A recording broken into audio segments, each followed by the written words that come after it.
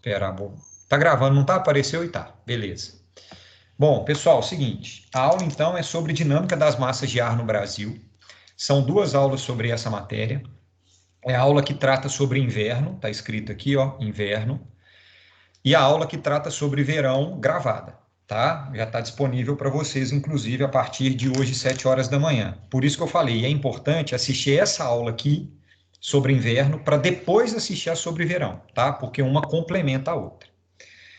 Bom, quando a gente fala de dinâmica das massas de ar no Brasil, o território brasileiro, o Brasil, ele está localizado aproximadamente 92% do território na chamada zona intertropical.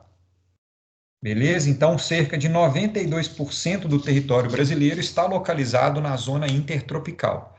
A gente chama de zona intertropical, só para relembrar, o que está entre o trópico, no nosso caso aqui, 23 graus sul, é chamado trópico de Capricórnio, e até 0 grau, que é a famosa linha do Equador. Somente a região sul do Brasil, integralmente, está fora da zona intertropical, porque o trópico de Capricórnio ele corta exatamente a cidade de São Paulo, o estado de São Paulo, tá? E corta a cidade certinha, tá? O centro de São Paulo é cortado pelo Trópico de Capricórnio. Então, 92% do nosso território ele está localizado na chamada zona intertropical.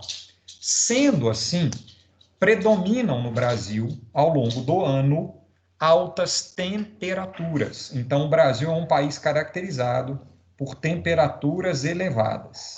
E essas altas temperaturas, por isso a ideia do pré-requisito, configura os famosos centros de baixa pressão, que alguns costumam colocar como BP, baixa pressão, ou apenas B.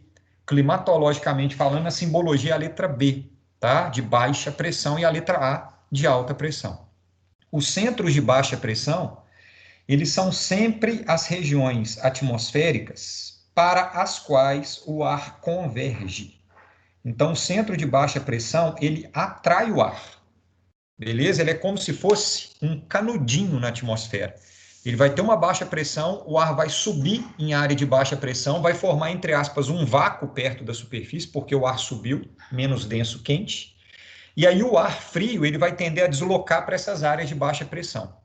Então, ele vai ser chamado, então, de um centro de baixa pressão ou um centro de convergência de ar ou ainda uma área chamada de ciclonal, beleza? Uma zona conhecida como ciclonal que recebe o ar. Sendo assim, território brasileiro, 92%, sendo zona de baixa pressão, automaticamente o Brasil, ele recebe, ele sofre a influência das famosíssimas massas de ar. Uma vez que as massas de ar, elas são grandes parcelas da atmosfera em movimento.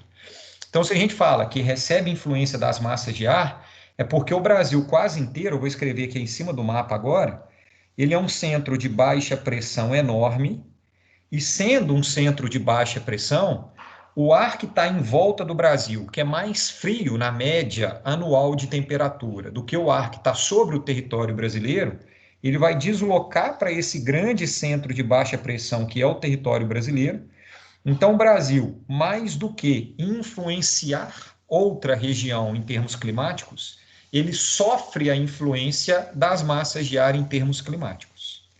Isso é o pré-requisito, é o básico para entender dinâmica das massas de ar e dinâmica atmosférica, que o ar sempre vai deslocar da alta para a baixa pressão, do frio para o quente. Então, como o Brasil é quente, a gente recebe o ar. Nós somos um grande centro de baixa pressão, tá? Na média. Isso faz com que o Brasil receba a influência das massas. Aí, nós temos 5 massas de ar atuantes no território brasileiro. Todas elas começam com a letra M na sua sigla. Todas elas têm a letra M na sigla, tá? Que é letra M de massa. Aí nós recebemos a influência da massa equatorial, ME, primeira influência. Segunda influência, MT. Alguém abre o microfone aí, quer perguntar?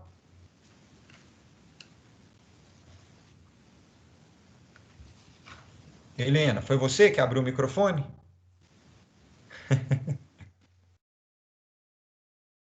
Valeu, obrigado. Se quiser perguntar, chama, tá? Então a gente tem a massa equatorial, massa tropical, beleza? E outras duas massas equatoriais e massa tropical. A segunda letra é sempre com letra maiúscula. E essa segunda letra, presta muita atenção no que eu vou falar aqui agora, ela traz para a gente a lógica da temperatura da massa de ar. Beleza? Quando a massa de ar ela é equatorial ou tropical, significa que ela é uma massa de ar quente. E nós receberemos e recebemos influência de apenas uma massa polar. Então a gente tem duas massas equatoriais, ou seja, que formam perto da linha do Equador, duas massas tropicais que formam perto do trópico, e uma massa polar, portanto, a única massa de ar realmente fria que atua no Brasil, que forma lá no Polo Sul. Beleza. A primeira letra é M, a segunda letra mostra para a gente a temperatura dessa massa de ar. Sem problema, Helena, tá tudo sob controle, tá? Não precisa esquentar a cabeça. Acontece. Eu esqueço de gravar a aula, eu esqueço de abrir a câmera. Tá tudo completamente fora do controle, tá? Esquenta a cabeça não. Então vai ser temperatura primeira, duas equatoriais, duas tropicais e uma polar, 5 massas de ar, tá? E a terceira letra, ela vai mostrar para a gente qual é o tipo de superfície onde essa massa de ar se forma. Se ela é uma superfície com água ou se ela é uma superfície com continente. Então a gente tem a massa equatorial atlântica, forma sobre o oceano, massa tropical atlântica, forma sobre o oceano. Massa equatorial continental e tropical continental forma sobre o continente. E a massa polar atlântica, que forma sobre o oceano. Repara o seguinte, se a segunda letra ela traz para a gente a característica da temperatura, porque ela tem a ver com a zona climática onde essa massa de ar vai ser formada, equatorial, tropical ou polar, então tem quente e fria. A terceira letra, que tem a ver com a superfície, se ela é atlântica, no caso do Brasil, né? Porque tem massa pacífica, massa índica, depende do oceano. No caso do Brasil é só Atlântico. Então, se ela vai ser atlântico ou se ela vai ser continental, isso daqui fala para a gente sobre a umidade dessa massa de ar. Quando a massa de ar ela é atlântica, ela vai ser úmida, porque vem a umidade do oceano com a água evaporando. Quando ela é continental, ela vai ser seca. Então, repara o seguinte, atlântica úmida, continental seca, porque tem menos água disponível no continente. As equatoriais e tropicais são quentes, eu estou falando aqui genericamente porque ao longo da aula eu vou repetir isso, tá? E a polar atlântica ela é fria e úmida, beleza? Então a gente sofre a influência dessas 5 massas de ar. Repara o seguinte, essas massas de ar, elas influenciam o território brasileiro. Espera aí que eu escrevi errado aqui, vou escrever de novo, tá? Não, estava certo. De acordo com as suas características de temperatura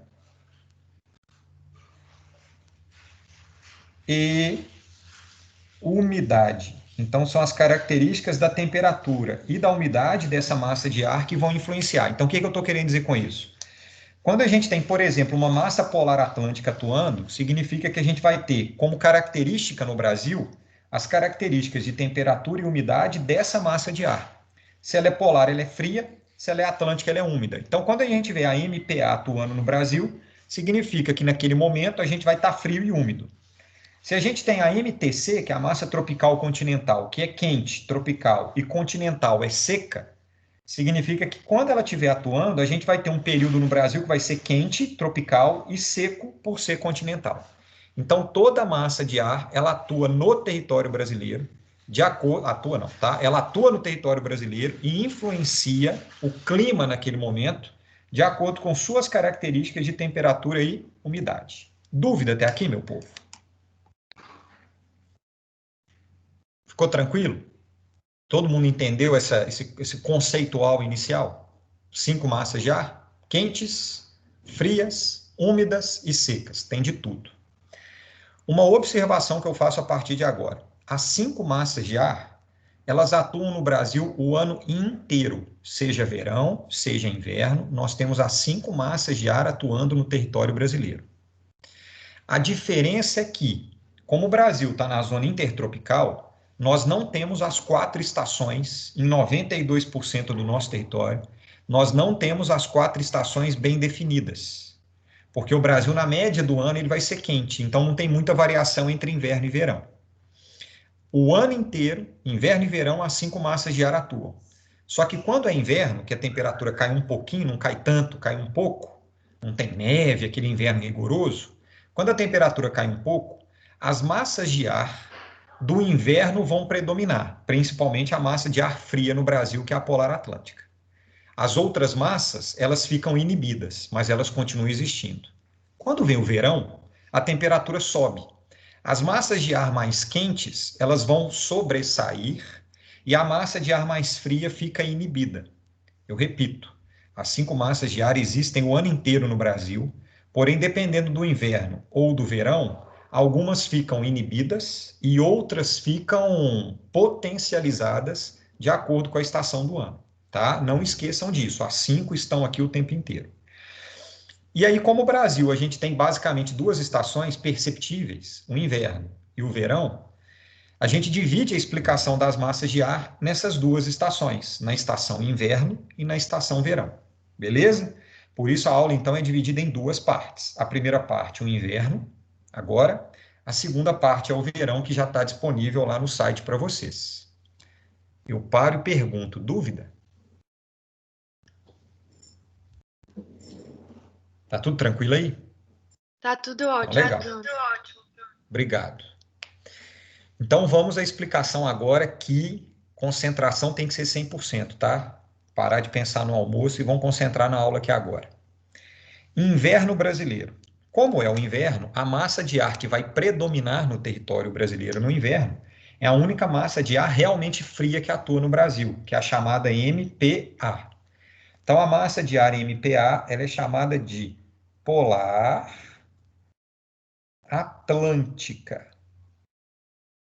Beleza? Por isso eu não escrevi o nomezinho aqui em cima por extenso, tá? Alguém pode ter sentido falta aí, que eu vou escrever agora no mapa, tá? Todas as massas de ar eu vou escrever o nome delas aqui agora.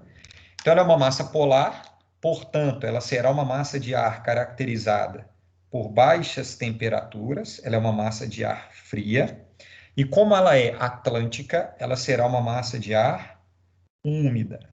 Então, toda vez que a MPA atuar no Brasil, ela traz para a gente frio e umidade, beleza? Vocês vão lembrar disso muito bem quando eu der um exemplo do que acontece.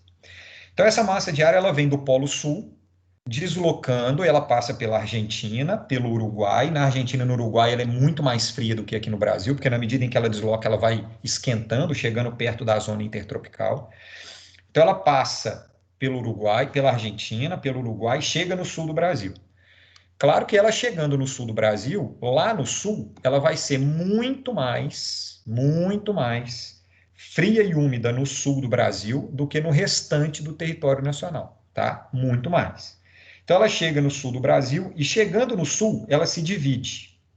Uma parte dela vem pelo oceano, outra parte dela vem pelo interior do continente. Um dos motivos dela se dividir é a presença de serras no sul do Brasil, especialmente as serras gaúchas e catarinenses. Por isso, pessoal, além da altitude, lá no sul do Brasil, Serra Gaúcha e Catarinense, neva, exatamente, Gabi. Você falou que tinha que nevar aqui em Belo Horizonte, nevou foi lá no sul do Brasil. Logo depois da aula da sexta-feira passada, ou da terça agora, não lembro bem, nevou lá no sul do Brasil, porque além da altitude, eu sei que queria neve, além da altitude que já deixa mais frio nas serras do sul do Brasil, a massa polar atlântica, quando ela chega lá, ela chega muito mais fria do que aqui pra gente, tá?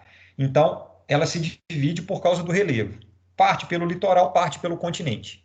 Apesar dela se dividir, ela vai produzir exatamente o mesmo fenômeno ao longo de toda a porção do território brasileiro por onde ela passa. Que fenômeno é esse? É um fenômeno que, simbolicamente falando, lá na climatologia, ele é representado desse jeito aqui, ó. Uma linhazinha curva, com os triângulozinhos apontando para onde a massa de ar está indo. Então, a gente vai ter a linha curva e os triângulos apontando para onde essa massa de ar está indo. Esse triângulo, essa linha curva e esse triângulo, ele vai ser caracterizado, ele vai ser marcado para a gente como um fenômeno, um sistema atmosférico resultante da chegada de uma massa de ar polar, no nosso caso, massa polar atlântica. Isso daqui tem um nome que foi muito falado no Brasil na semana passada e nessa semana, principalmente sul e sudeste do Brasil. Isso daqui recebe o nome de frente, olha que bonito, fria. Frente fria. Então, toda vez que uma massa polar chega no Brasil, ela cria um sistema chamado de frente fria. É a frente da massa de ar. É mais ou menos a mesma lógica de você estar num quarto um pouquinho mais quente, com a janela fechada, você abre a janela do quarto, vai entrar um ar frio. Aquele ar frio, ele vai empurrar o ar quente que está no seu quarto. Então, vai ter a frente do ar frio, empurrando, e para trás aqui está a massa de ar, e a frente do ar frio empurrando o ar que está dentro do quarto, por exemplo. Isso é a frente do ar frio. Nesse caso aqui, a frente da massa de ar fria. É a frente fria. Quando a frente fria chega, ela vai trazer para a região onde ela vai chegar as características de temperatura e umidade da massa polar atlântica. Por isso, toda vez que uma frente fria chega em algum lugar, de qualquer lugar do mundo, aqui a gente está falando do Brasil, ela vai trazer para a gente necessariamente a queda da temperatura, ela vai fazer temperatura, ela vai fazer ficar frio quando a frente fria chega, e a segunda consequência, ela vai trazer a umidade, a gente chama de aumento das nuvens, que é o aumento da nebulosidade. Ô Bruno, melhor essa explicação? Ô, gente, essa aula tinha que ter acontecido sexta-feira passada, mas no cronograma não cabia. Porque se a gente lembrar, quinta para sexta-feira da semana passada, chegou a frente fria, mais fria do inverno brasileiro desse ano. Congelou. Fez nevar no sul do Brasil, inclusive, Gabi. Congelou. Veio um frião na sexta-feira. E o que aconteceu na sexta, no sábado e no domingo? Frio, nublado, e uma chuva que quase não parou, mas uma chuva bem fininha. Aquela típica chuva de fazer a gente ficar em casa. A gente já tá, né? De fazer a gente ficar em casa. Aquela chuva de um dia nublado, muito frio, e aquela chuvinha fininha que não para de cair. Por que aquilo ali aconteceu na sexta-feira, sábado, domingo, no final de semana passado? Porque chegou aqui pra gente uma frente fria polar atlântica muito fria. Foi a frente fria mais fria do ano, que reduziu a temperatura e gerou nebulosidade. E que no sul do Brasil produziu neve, de tão frio que chegou no sul do Brasil. Já vou falar da neve. Agora, repara, na sexta-feira passada foi frio, sexta e final de semana, nuvem e chuva. Repara, se a frente fria diminui a temperatura e aumenta a nebulosidade, dependendo da nuvem e da quantidade de umidade que essa massa de ar traz para a gente, ela pode provocar chuva, que foi o que aconteceu no final de semana passado. Essa chuva, ela recebe o nome de chuva frontal. Por que é uma chuva frontal? Gente, guarda esse negócio de chuva, tá? Isso cai, mas cai mesmo, beleza? Chuva frontal. A chuva frontal, ela é caracterizada pelo choque do ar frio da massa polar atlântica com o ar mais quente que está sobre o território brasileiro. Eu desenho isso daqui, ó. A chuva frontal, ela vai ser, olha o desenhozinho. O ar frio que está sobre o território brasileiro, o ar frio da massa de ar, que a gente simbolicamente representa com uma setinha apontando um movimento para baixo, beleza? Porque o ar frio ele é mais denso, então a gente vai ter aqui o ar frio, que é, nesse exemplo aqui, a frente fria, que é a massa polar atlântica, que encontra no território brasileiro um ar mais quente do que essa massa de ar polar atlântica. Beleza? Mesmo sendo inverno, a gente está aqui mais quente do que a massa polar atlântica. E o ar que é mais quente, como ele é menos denso, ele tende a subir, e a gente representa essa subida do ar com uma setinha aqui com movimento para cima. Então, a gente vai ter o choque do ar frio com o ar quente. Isso daqui cria um sistema chamado de frente fria. Quando o ar frio... Rapidão, Manu. Rapidão, só um segundo que eu já leio sua pergunta.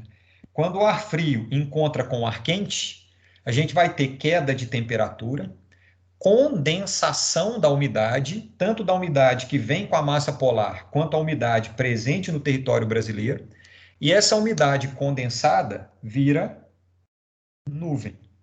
Por isso a gente fala do aumento da nebulosidade. E essa nuvem ela pode ser traduzida em chuva, dependendo da quantidade de umidade que tenha nela. Isso é o que a gente chama de chuva frontal, é o choque do ar frio com o ar quente. Manu, vou ler sua pergunta aqui agora, tá? Às vezes eu tenho a impressão que o tempo fica muito seco quando esfria, mas mesmo assim a umidade aumenta. Manu, já falo sobre essa secura quando está mais frio, já vou falar dela, tá? Repara o que vai acontecer na dinâmica atmosférica, por que fica mais seco, tá? Igual ficou agora, do meio para o final dessa semana que a gente está agora, tá? Hoje está mais seco, ontem estava bem seco, eu já falo por quê.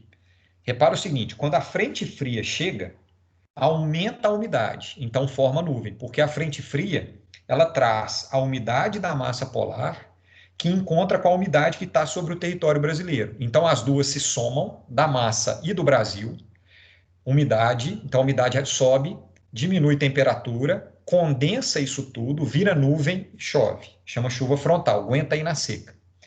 A chuva frontal, então, ela tem duas características. Ela é caracterizada por ser uma chuva de média duração. Vocês vão lembrar aí do final de semana passado, a gente está falando aí de uma duração em torno de 3 dias, tá? E uma chuva de baixa intensidade, ou seja, é uma chuva fraca, porque não tem, apesar de ter a umidade da massa polar atlântica e do território brasileiro. Não, Ana, os triângulos, eles representam para onde a massa de ar está apontando, para onde, qual é o movimento dela, tá? Imagine esses triângulozinhos aqui como setinhas, apontando qual é o movimento dessa massa de ar.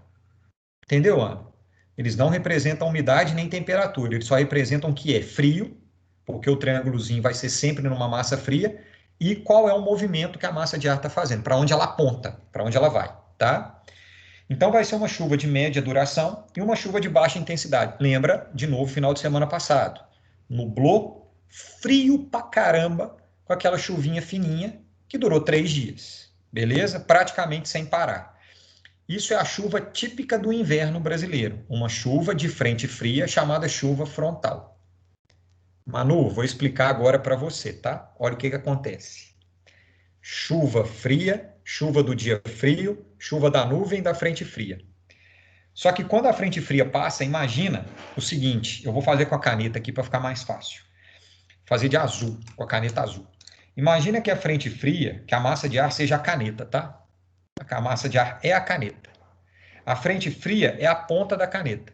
Só que aqui no Polo Sul tem um centro de alta pressão que funciona como um ventilador soprando o ar em direção à zona intertropical. Então imagina um ventilador ligado lá no Polo Sul, empurrando o ar em direção ao Brasil.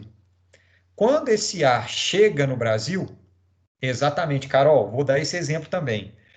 Quando a massa de ar chega no Brasil, a ponta da caneta é a frente dela, que é a frente fria. O corpo da caneta é a massa de ar, que é um grande volume de ar em movimento, tá? Então a ponta é a frente fria e o resto da massa de ar está atrás. Quando a frente fria encontra com o ar quente que está no Brasil, chuva frontal. O que está para trás aqui é um ar frio com umidade, mas não com a umidade suficiente para fazer chover, porque para fazer chover tem que ter a soma da umidade da massa na frente fria com a umidade do ar quente que está no Brasil. Depois que a frente fria passa, porque a massa de ar ela empurra a frente fria, então a frente fria ela anda, significa que onde ela passou, o que vai ficar aqui para a gente é um ar frio, só que apenas com a umidade da massa polar atlântica, que é uma umidade relativamente pequena, apesar dela ser úmida, mas é uma umidade baixa porque a massa de ar é fria, então não consegue evaporar tanto. Por isso que depois que a frente fria passa, a gente tem apenas o ar frio com a umidade que já foi descarregada, portanto, a umidade fica baixa. Por isso, Manu, é muito comum a gente ter nos invernos brasileiros chuvas de média duração, alguns dias, e longos períodos frios e secos, até chegar uma nova frente fria que vai provocar uma nova chuva frontal no território brasileiro. Eu consegui te explicar por que às vezes é frio e seco? Porque passa a frente fria, ela vai embora e fica só o ar frio e com menor umidade. Ô, Bruno, mas tá, tudo bem, essa parte eu entendi. Mas quando a frente fria passa, volta a massa polar, a massa atlântica. Então vai voltar a umidade. Isso. Então. Só que repara o seguinte, a umidade. Pode falar? Tá. Pode. Só que a umidade da massa polar atlântica, a lógica é a seguinte, deixa eu explicar aqui bem genericamente. Quando a massa de ar é quente e ela é atlântica, igual a massa equatorial atlântica e a tropical atlântica, elas são quentes, estão sobre o oceano. Então é quente, em cima da água, a taxa de evaporação é muito alta. Então as massas quentes e úmidas, elas são muito úmidas. Então elas por si só fazem chover de tanta umidade que tem. A massa polar atlântica, ela também é úmida. Só que como ela é fria, a taxa de evaporação é mais baixa, porque é frio. Sendo assim, apesar dela ser úmida, a umidade que ela carrega sozinha não é suficiente para produzir chuva. É uma umidade que para a gente vai parecer muito mais seco do que úmido, porque é uma umidade relativamente baixa, apesar de ter umidade nela. Ela só vai conseguir fazer chover quando a gente soma a umidade da massa polar atlântica, que sozinha não faz chuva, porque é uma umidade de uma massa fria, com taxa de evaporação relativamente baixa, somada à umidade que tiver sobre o território brasileiro, numa bolha, numa massa de ar quente. Ela só provoca chuva frontal quando a gente soma a umidade do Brasil com a umidade da massa. A umidade só da massa de ar é uma umidade relativamente baixa se comparada às massas de ar quentes e úmidas, porque ela é uma massa de ar fria. Por isso que ela traz para a gente sozinha, solitária, a MPA, a sensação de seca, porque a umidade dela é relativamente, comparada às mais quentes, uma umidade mais baixa. Melhorou? Melhorou, Bruno. Obrigada. De nada. Mais alguma dúvida, meu povo? Bruno. Oi. Eu só tô um pouco confusa porque a frente fria ela é tipo a ponta da massa polar. Isso. Então, mas por que ela é tão úmida assim que causa a chuva e o resto da massa não? Tá. A frente fria, ela é a frente da massa polar. Se fosse a frente fria sozinha, sem encontrar nenhuma massa de ar quente, ela também não provocaria chuva. Na frente fria só tem chuva e no resto da massa de ar não, porque a frente fria ela vai somar a umidade do ar frio com do ar quente que tiver sobre o território brasileiro. Por isso que, como a frente fria é o contato, a gente vai ter aqui, ó, ar frio com, escolhi a cor errada, com vapor de água no ar frio, encontrando com ar quente também com vapor de água. Beleza? Os dois têm que ser úmidos para ter a chuva. Aí na frente fria, a gente tem a soma dessas duas umidades com chuva. O resto da massa de ar é só a umidade do ar frio, que não é suficiente para fazer chover. Por isso que na frente fria chove, porque soma as duas umidades, e no resto da massa não. Entendi, obrigada. De nada. Mais alguma dúvida, gente? Ficou tranquilo? Carol, lembra aí agora, tá? Lelê falou para vocês no primeiro ano sobre chuva no litoral brasileiro. Por que vai chover no litoral brasileiro no inverno? Porque ao longo de praticamente todo o litoral brasileiro a gente tem passagem de frente fria. Como a água do mar ela oferece menos atrito que os relevos continentais, a massa de ar frio ela passa com mais facilidade pelo oceano. Então ela consegue atingir até o Nordeste brasileiro no inverno. Quando eu falo Nordeste brasileiro, eu estou falando principalmente aqui, ó, os estados da Bahia, os estados de Sergipe, de Alagoas, de Pernambuco, da Paraíba, ou seja, Salvador, Maceió, Aracaju, Recife, são as capitais do litoral do Nordeste que no inverno vão receber a massa polar atlântica. Qual é a consequência? O litoral brasileiro, praticamente inteiro, ao longo do inverno, tem chuva. Que tipo de chuva é essa? Tanto do Nordeste até o sul do Brasil.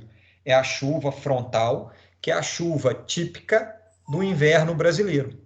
Então, o inverno brasileiro ele vai ser marcado como uma estação chuvosa no litoral. E o litoral do Nordeste ele vai se destacar nesse momento, tá? Como um litoral úmido. Se vocês tivessem ido, para ninguém emocionar aí agora, para Porto Seguro em julho, que a previsão era essa, né? Se nada tivesse acontecido, vocês teriam ido para Porto Seguro em julho. Julho, em Porto Seguro, sul da Bahia, até lá em cima Recife, etc., é comum acontecer chuva. Ano passado, por exemplo, o pessoal que foi para Porto Seguro voltou falando que pegou chuva lá. É normal isso acontecer. Não é uma chuva tão fria, igual... Ah, vocês vão em fevereiro? Não. Então aí é calor, pau quebrando, quase carnaval, axé, tá doido.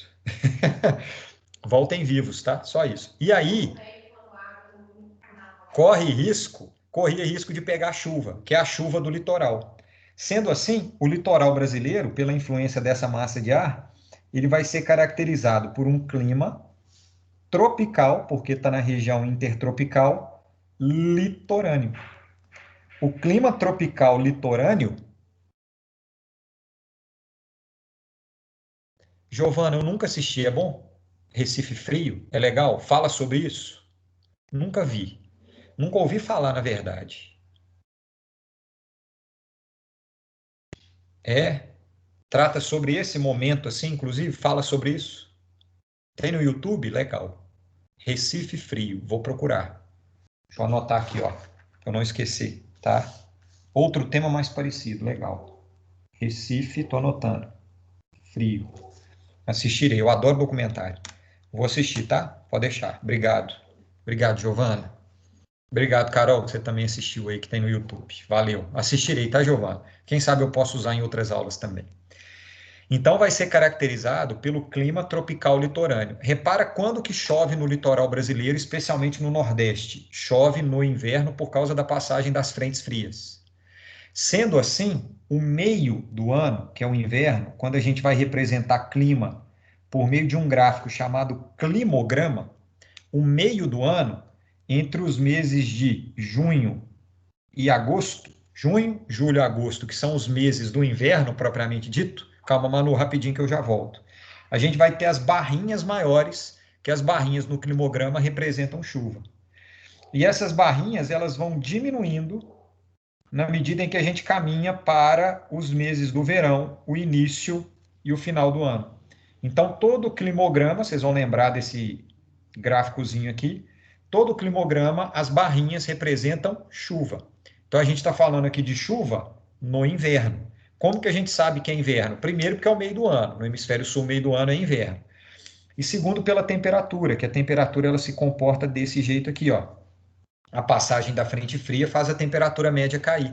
Então, a gente vai ter chuva no inverno. O litoral brasileiro é um dos poucos lugares no Brasil de clima tropical, marcando dois períodos, um de chuva e um de seca, com chuva no período do inverno. Clima litorâneo brasileiro. Beleza? Manu, vou ler sua pergunta aqui agora. Você falou que só a frente fria que é úmida e o resto da massa não. O resto da massa, Manu, também é úmido. Só que não tem umidade suficiente para fazer chover sozinho. Para chover na massa polar atlântica, tem que ter a umidade da massa, da frente fria e do restante da massa, com a umidade do continente, do território brasileiro. A massa toda é úmida, mas para fazer chover, a umidade não é suficiente, então tem que somar com a umidade do continente. Por isso que depois que a frente fria passa, que é onde as umidades se somam, aqui, a gente tem períodos sem chuva, que popularmente vai ser chamado de período seco. Mas não quer dizer que a massa de ar seja seca. Entendeu, mano? Entendi, Bruno. Obrigada. De nada. Legal. Gabi, por que isso só acontece no litoral? Gabi, não acontece só no litoral, tá? Eu estou explicando o litoral aqui, tá? Isso vai acontecer também dentro do continente, só que com menor intensidade. Por que que no litoral a chuva ela é mais intensa no inverno do que no continente? Por dois motivos, Gabi. Primeiro, porque o litoral tem a água do oceano. Então favorece aqui, ó, a esse ar que está sobre o oceano ficar muito úmido, tá? Primeiro aspecto é esse. O oceano já é muito úmido naturalmente, então a possibilidade de chuva fica mais alta. E segundo fator de chover mais no litoral do que no continente no período do inverno, é que como o oceano, o atrito da massa de ar com a superfície é menor, é tudo planinho, ela consegue passar com mais intensidade e chegar até o litoral do Nordeste. No continente tem menos umidade, porque é continente, então a chance de chuva é menor, e tem o atrito da massa de ar com o relevo, que faz essa massa de ar frear, então ela acaba influenciando menos a porção central do território brasileiro. Entendeu? Mas tem a ver principalmente com a umidade que o oceano disponibiliza para a umidade fazer chover. Tá? Por isso que a chuva no litoral ela é mais intensa do que no continente no período do inverno. Combinado? De nada. No sul do Brasil, para terminar essa massa polar atlântica, na região sul do Brasil, essa massa polar, como ela chega muito mais fria, Gabi, em sua homenagem agora que gosta de neve, está com saudade de neve, a gente vai ter a formação de um clima chamado de clima subtropical. O clima subtropical, sub é que está abaixo, né? Então ele está abaixo dos trópicos, ele vai ser caracterizado, diferente do clima tropical, por chuvas bem distribuídas ao longo do ano. Porque no sul do Brasil, mesmo no verão, a gente tem frentes frias passando o ano inteiro. Tá? Então, o ano inteiro, todo mês, vai ter chuva de frente fria lá, produzindo uma umidade bem distribuída o ano inteiro. Chove na região sul, mesmo tanto que chove em Belo Horizonte o ano inteiro. Só que aqui a gente tem uma época seca. No sul do Brasil, a chuva ela é bem distribuída. E as temperaturas são quentes no verão e muito frias no inverno, podendo chegar a temperaturas negativas, Gabi. Isso faz com que na região sul, nas serras do sul do Brasil, serras gaúchas e catarinenses, quando essa massa polar entra muito fria, que foi o que aconteceu semana passada, a gente tem ocorrência de neve. Então, quando fala que tem neve no Brasil, você pode falar que sim, principalmente nos invernos mais rigorosos, foi o que aconteceu há poucos dias atrás. Então, clima subtropical, invernos muito rigorosos pela passagem da massa polar atlântica, chuva bem distribuída o ano inteiro por constantes frentes frias com chuvas frontais e ocorrência de neve nos invernos mais rigorosos. Dúvida, meu povo? Ficou tranquilo até aqui? Para fechar agora a massa polar atlântica, aconteceu também na última semana agora, estamos falando aqui do meio de agosto, né, inverno brasileiro, a massa polar atlântica, ela normalmente, quando ela entra no continente, ela esquenta muito rápido, porque o continente ele é mais quente do que o oceano, né, mais quente que a água. Então ela esquenta muito rápido, então normalmente a massa polar atlântica ela influencia aqui, ó, mais ou menos até Minas Gerais, tá? Ela raramente influencia para cima de Minas Gerais, a não ser quando ela entra muito fria, provocando neve no sul, aí ela pode conseguir passar pelas grandes planícies do interior do Brasil, do Pantanal, e essa massa de ar ela pode chegar até a Amazônia. É raro, é um fenômeno raro que aconteceu agora no meio de agosto de 2020. Quando a frente fria chega na Amazônia, que é raríssimo, porque normalmente ela esquenta muito antes, ela produz um fenômeno climático na Amazônia, fiquem atentos a isso para os vestibulares, chamado de friagem. Talvez vocês lembrem de ter estudado isso em algum momento da vida. A friagem é um momento não, tá? É um fenômeno exclusivamente amazônico, que é quando a frente fria chega na Amazônia e produz uma queda brusca da temperatura. Isso é o que a gente chama de friagem. O que eu chamo de queda brusca de temperatura? Na Amazônia, a gente tem lá temperaturas de 40 graus o tempo todo. Queda brusca da temperatura é, da noite para o dia, quando chega a friagem, a temperatura cai de 40 para 6 graus. Foi, inclusive, a menor temperatura medida na história do Acre, tá? 6 graus. Se 6 graus aqui para gente que está em Minas Gerais já é frio pra caramba, imagina 6 graus na Amazônia. É para congelar todo mundo que está lá. Então, isso é o que a gente chama de friagem. E é um fenômeno de curta duração, tá? Ele dura 2, 3 dias, porque aí vai esquentar muito rápido pela incidência do Sol na região equatorial. Mas quais são as consequências da friagem? Principalmente o aumento da mortalidade de alguns animais, com destaque para aves. As aves são as que mais sofrem com essa queda de temperatura. Então, a mortalidade de aves, animais de modo geral, mas principalmente as aves, é muito alta nesses dias de friagem. E também o aumento da mortalidade, é um negócio que, se cai em prova, muita gente acha que é mentira, indígena.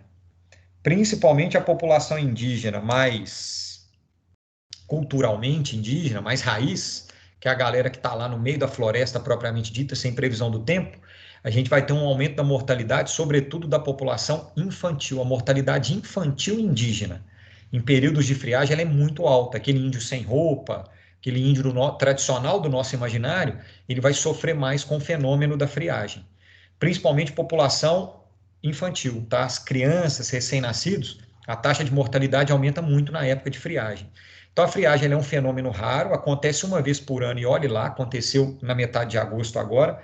Normalmente, ela está associada à neve no sul do Brasil, porque é quando a massa polar atlântica passa muito forte, que ela consegue chegar até a Amazônia provocando friagem. Pessoal, guardem isso, friagem é só na Amazônia e os vestibulares adoram falar de friagem, tá? Normalmente, Gabi, a FUNAI e algumas organizações não governamentais ajudam, tá? Normalmente isso acontece, mas não tem como ter acesso a todas as tribos indígenas nos recantos da Amazônia, naquelas áreas de difícil acesso. E algumas tribos, inclusive, não aceitam a chegada de homem branco. É raro, mas acontece, tá? Então, nessas regiões mais isoladas, realmente a taxa de mortalidade ela aumenta, infelizmente. Aí a Ana me pergunta assim, a chuva na Amazônia é consequência normalmente da vegetação, já que sua localização dificulta a chegada das massas úmidas? Ô Ana, 50% da chuva da Amazônia vem da própria Amazônia, principalmente da liberação de vapor de água pela floresta e pelos rios, tá? Mas vai ter massa úmida chegando na Amazônia, só que no verão. Por isso que a aula sobre verão é importante assistir, ela está gravada, e é importante assistir a aula do verão porque tem massa úmida na Amazônia, tá? Então, é a umidade da própria floresta, mais as massas de ar que chegam na região também, tá? Matheus, as 5 massas de ar, de nada, Ana, são essas aqui, ó, Matheus, aqui em cima, ó, são essas 5, tá? Equatorial Atlântica, Tropical Atlântica, Equatorial Continental, Tropical Continental e Polar Atlântica. A gente falou até agora, Matheus, só da massa polar atlântica, tá? Da MPA. Eu estou colocando o nome aqui em cada uma delas, tá? Então, são 2 equatoriais, 2 tropicais e 1 polar. 2 atlânticas, 3 atlânticas e 2 continentais. Beleza? Bom, então, resumo para quase terminar. Massa polar atlântica atua predominantemente no inverno, porque é uma massa de ar fria. Ela provoca frente fria, que pode provocar chuvas frontais em todo o território brasileiro, mas predominantemente no centro-sul e no litoral brasileiro até o nordeste. Provoca também neve e a friagem exclusivamente na Amazônia. Beleza? Ponto. Segunda massa de ar que atua no inverno brasileiro é a MTC, Minas Tênis Clube. Nossa, muito engraçada essa sua piada. MTC é a massa, Matheus, olha só, tropical continental, beleza? Massa tropical continental, MTC. Viaja comigo aqui. Se ela é uma massa de ar tropical, ela vai ser uma massa de ar quente, porque ela se forma sobre o trópico na região do Paraguai, tá? Bem no centro da América do Sul. Então, ela é uma massa de ar mais quente do que a massa polar, que é a única fria realmente que atua no Brasil. Como ela é continental, ela vai ser uma massa de ar seca, beleza? Então, a MTC, ela é uma massa de ar realmente quente e seca. Essa MTC, ela vai disputar a influência com a massa polar atlântica. No inverno brasileiro, a gente tem duas massas de ar disputando: a massa polar atlântica e a massa tropical continental. Quando uma ganha da outra, significa que a característica dessa que ganhou vai predominar. Então, quando a massa polar atlântica ela vem muito fria, ela vai ganhar da massa tropical continental, então ela vai trazer frio, frente fria, possibilidade de chuva frontal. Quando a massa tropical continental ganha da massa polar atlântica, na disputa atmosférica, ela vai trazer, especialmente para o Brasil Central, até Minas Gerais aqui, ó, períodos quentes e secos. Então, repara, a massa tropical continental, ela vai ser a responsável, dentro do inverno, por períodos no inverno mais quentes e mais secos. Aquele período do inverno que está quente, quente mesmo, tá? De sensação térmica, da gente falar, não, mas está quente demais, não está parecendo nem inverno. E que é uma massa de ar, Gabi, um segundo, e que é uma massa de ar seca, é aquele dia, ou aquela semana, que é inverno, junho, julho, agosto, até começo de setembro, e que a gente fala, não, mas está inverno, mas está um calorão, e muito seco. Quem tem problema respiratório sofre com a massa tropical continental, porque quando ela chega e ela ganha da massa polar atlântica, a gente tem o agravamento de problemas respiratórios. O pessoal aí que tem as rinites, as respiratórios, o pessoal que tem rinite, sinusite, as alergias, elas agravam muito no período de atuação da massa tropical continental. E além de agravar problema respiratório, porque o período é seco, pois é, Maria, tá vendo? Muita gente sofre. E ainda mais em áreas urbanas, que ainda tem a poluição da área urbana para piorar a situação, aí o sofrimento vira geral, vira problema de saúde pública quase, tá? Os hospitais ficam cheios, crianças, idosos sofrem muito, né? Todo mundo fazendo nebulização, é um problema sério, é de saúde pública isso daqui. A massa tropical continental, ela cria um problema de saúde pública, tá? E a segunda característica dela, ou consequência dela, como está muito seco, e são os períodos mais quentes, no Brasil Central, a gente vai ter o período normal de ocorrência das famosas queimadas. A gente está vivendo isso no Brasil agora, especialmente no Pantanal. Vocês estão acompanhando aí a maior queimada da história do Pantanal. O Pantanal está exatamente na massa tropical continental. Então a gente vai ter as queimadas no Pantanal, as queimadas agora do meio do ano, do inverno seco, no Cerrado, região próxima a Belo Horizonte, aqui tem sofrido muito com as queimadas nessa época do ano, e em algumas bordas da floresta amazônica, principalmente a borda sul da Amazônia, que também sofre nesses períodos mais secos da massa tropical continental. Então são períodos quentes e secos no inverno. Então o inverno brasileiro ele é caracterizado por dois momentos completamente diferentes. Quando é a massa polar atlântica, a gente vem frio, com possibilidade de chuva, e quando vem a massa tropical continental, vem o calor e a seca exagerada que pode provocar respiratório, problemas e as queimadas. Maria Clara, a queimada no Pantanal, no Cerrado e na Amazônia, elas são naturais dessa época do ano. Agora, olha a curiosidade, 98% das queimadas que acontecem nessa época do ano são queimadas propositais e criminosas, tá? 2% das queimadas, elas vão naturalmente acontecer no inverno quente e seco. 98% delas são criminosas, tá? Então, essa do Pantanal está entre os 98% do crime cometido pelo ser humano de colocar fogo, aproveitando a seca da vegetação e a do clima, colocando fogo nessa vegetação. Rapidão, Carol, só um segundo, deixa eu só responder a Gabi. As massas pacíficas não influenciam o Brasil, Gabi? Não. Por um motivo muito simples, e a aula do verão você vai entender isso com muita clareza. Existe a Cordilheira dos Andes. A Cordilheira dos Andes aqui, ó, ela representa um obstáculo físico gigantesco para a passagem de massa de ar do Pacífico para a região atlântica. Então, as massas pacíficas não conseguem ultrapassar a Cordilheira dos Andes, sendo assim, elas não influenciam o Brasil, tá? Assiste a aula de verão lá que você vai entender isso daqui com clareza, porque influencia a Cordilheira dos Andes. Tem live 12 horas no Insta do Mídia Ninja, com a Greta. Ó, que legal. E aquela outra moça ativista dos indígenas, a Sônia.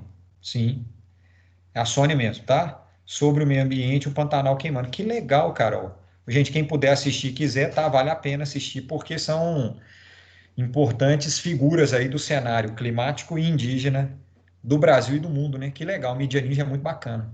Eu não tenho Instagram mais, já que eu estou vivendo o isolamento social, eu vou viver, inclusive, o isolamento social virtual, tá? Acabei com o meu Instagram. Bom, pessoal, vou interromper a gravação aqui. Ficou alguma